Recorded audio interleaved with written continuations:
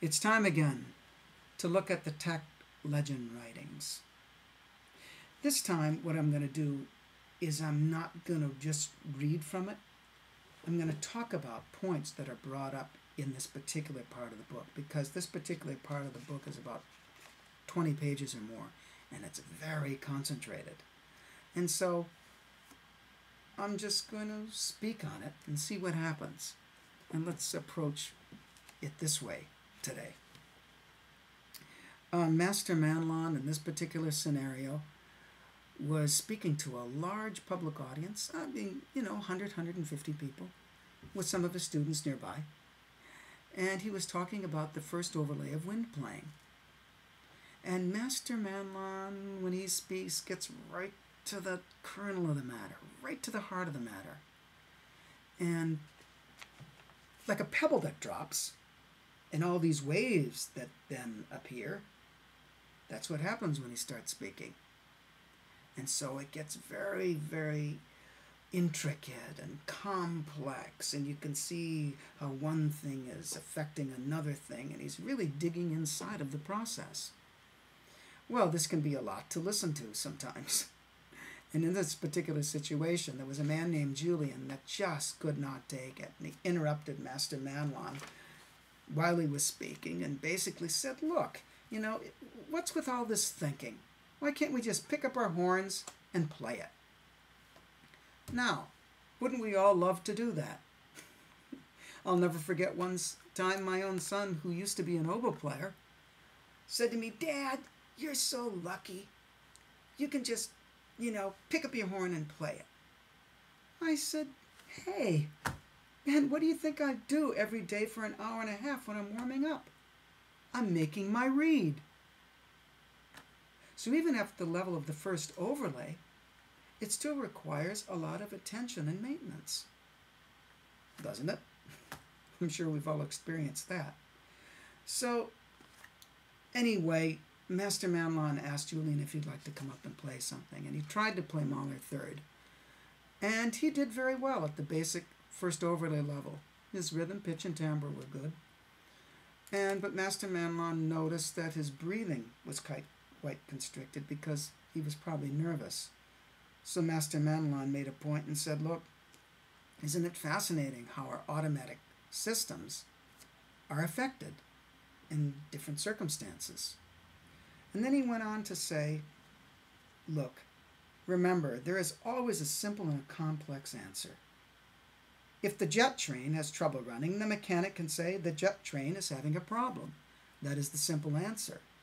But to actually find out what the real cause of the problem is, that's going to take some more detail. That's going to take more expertise. That's going to have to get in there and get into the complexities of how it works.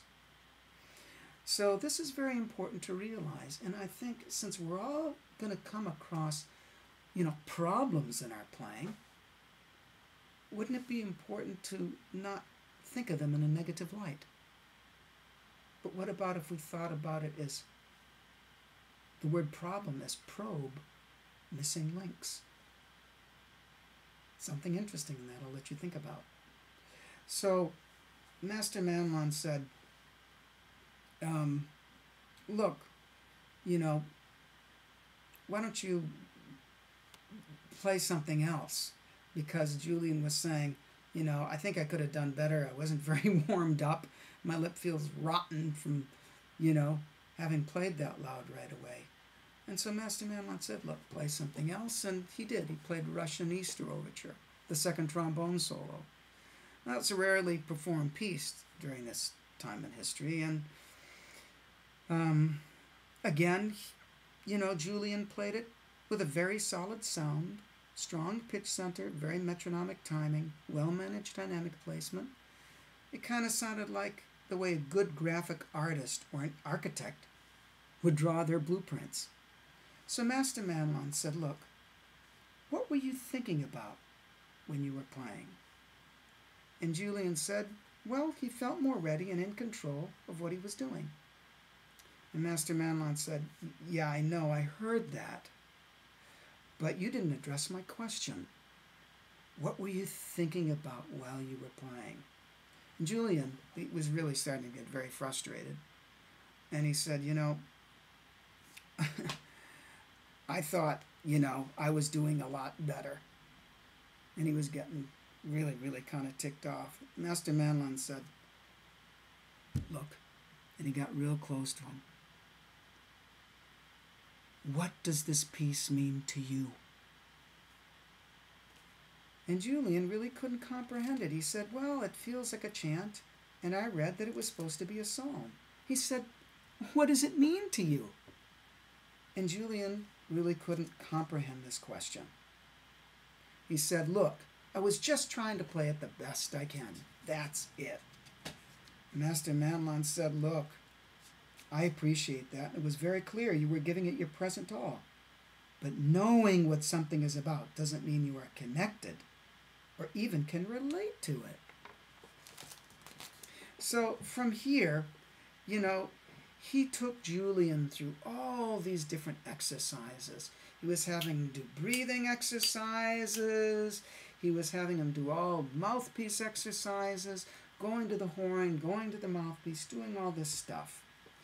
And basically, after all that, you know, Master Manlon and Julian thought they got some good first overlay work done.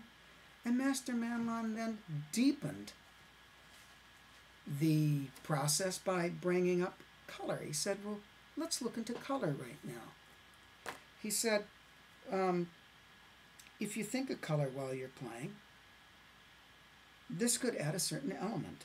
He said, using color is still a first overlay thing, prompted by a second overlay reason. So he told Julian to think the color yellow, a nice rich mid-yellow, not only to think it, but to feel it. And then he said, do breathing exercises, and when you're doing the breathing exercises, to think of the color yellow coming in, and think of the color coming out of you.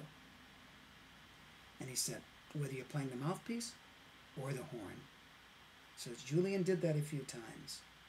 And then he started to play, thinking when he took in his breath, yellow, and feeling that yellow, and then feeling it come out of his bell. Well, after he did all that, everything was quite different because he tried the solo like that. The room was different. Everyone looked different. Julian was different. And Master Manlon said, Julian, how you doing? He said, not the same. I feel very inward. I feel my emotions, but I am not sad. I feel like everyone looks like the way I feel. And then he asked him about his trombone playing, and he said, I wasn't even thinking about it. I could just feel the force of that mid-yellow color. It felt like it was really coming from inside me, yet I didn't feel concerned about what my result was or how it was coming across. He said he actually felt at one point he could see this color come through his horn. Now, other people in the room, Master Manlon was looking around, and other people in the room were nodding their head yes. Because Julian also said he felt that the color slowed him down. His internal speeds got slower. And someone else commented that everything Julian was saying, he was also feeling. And he was feeling slower. And he actually felt a peace and an inner contentment. And it was very obvious from the atmosphere in the room that everyone was feeling that. So Master Manlon said, look, music is a powerful and effective tool for transference if the musician is truly connected to the music and the human acoustic that the musicians are playing for are receptive. He then went on to say that, you know, this was not a first overlay process. I mean, he went on to say it was still a first overlay process because it was not born from Julian's own passion and actual connection to his relationship with that music. He went on to say that technology is what this world is all about these days and has been for a good 200 years or more. There is nothing wrong with technology, but how and why it is used is vitally important. Think on that.